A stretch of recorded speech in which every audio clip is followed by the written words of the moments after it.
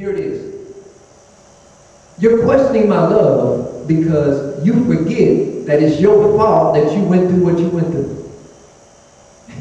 He said, now at the time of this text, I told you that they were in Babylon. And they were slaves in Babylon. They were in captivity. But it's their own fault.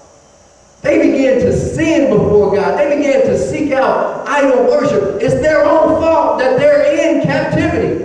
When they were in captivity, it was their own fault. They sent themselves there. God tried his best to keep them from going to that point. He tried to send prophets. He tried to send a word to them. He tried to allow little things to happen to make them repent. Yet, they went their own way anyway.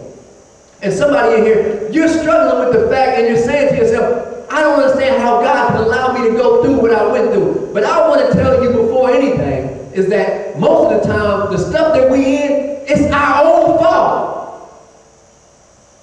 Why am I in an abusive relationship? Because God told me not to mess around with Pookie and Ray Ray, but I went into that relationship anyway. Why is it that I'm now sitting in Bellflower getting some medicine for an STD? Because God